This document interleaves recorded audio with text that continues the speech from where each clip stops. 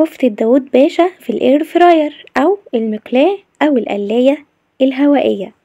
طبعا هي من غير اي حاجة قمر وجميلة وطعمها يجنن ومفيش اتنين بيختلفوا عليها. يلا بينا نشوف هتعمليها ازاي وتطلع معاكي مظبوطة 100%. قبل ما ابدأ الفيديو انا اسماء طاهر، لو اول مرة تشوفوني اشتركوا في القناة فعلوا الجرس وما تنسوش اللايك. يلا على الفيديو على طول. اول حاجة بجهزها هي الصلصة او التسبيكة اللي هنزل عليها الكفتة بتاعتنا. اول حاجة عملتها اني نزلت بمعلقتين سمن على معلقتين زيت وبعدين نزلت بالثوم المفروم بتاعنا، نقلبه كده لحد ما ياخد اللون الذهبي معانا والريحة الجميلة تظهر لنا. ابتديت انزل بالصلصة بتاعتي، هنا كانت متلجة بس طبعا بوطي عليها بتفك براحتها وبتتسبك براحتها. نيجي للحمة بتاعتنا، اللحمة عليها رشة من الفلفل الاسود، معلقة صغيرة من الثوم المفروم، بصلة متوسطة ونزلتها كلها وهقول لكم ليه، معلقة صغيرة مليانة من بهار اللحمة، ومعلقة صغيرة دهن مفروم، حوالي ربع كوباية من البقسماط المطحون. وعلشان كده انا حطيت البصلة بتاعتي كلها، يعني ما صفيتهاش من المية لاني حطيت بقسماط مطحون. وطبعا ما ننساش الملح، وهنقلب كل ده مع بعضه لحد ما يمتزج تماما. هنا الصلصة بوريها لكم ان هي بتتسبك.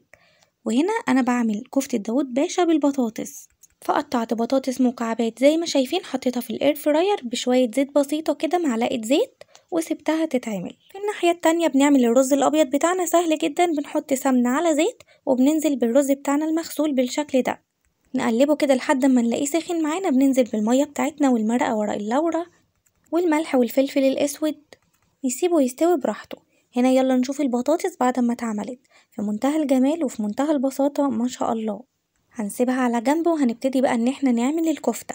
ادي الكفتة بعد ما كورناها كلها بالشكل ده، حبة من الدقيق كده، وهنبتدي ان احنا نحط الكفتة بتاعتنا بالشكل ده بالظبط، نخليها تتغلف من الدقيق بتاعنا، وبعدين هندهنها كده بزيت بالشكل اللي هتشوفوه، وعلى الاير فراير على طول.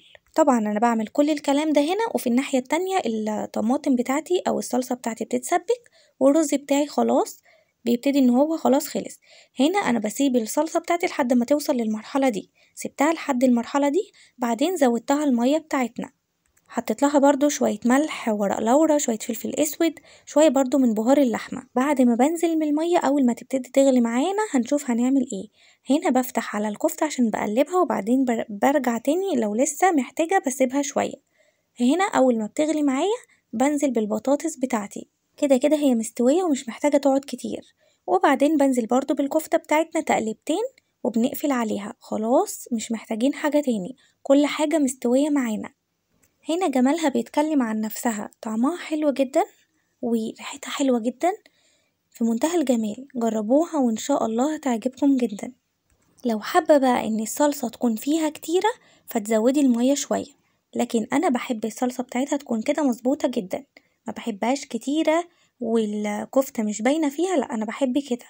وبكده نكون وصلنا لنهاية الفيديو، ولو عجبك ما تنسيش لايك وشير وسبسكرايب، وباي باي، اشوفكم الفيديو الجاي على خير ان شاء الله.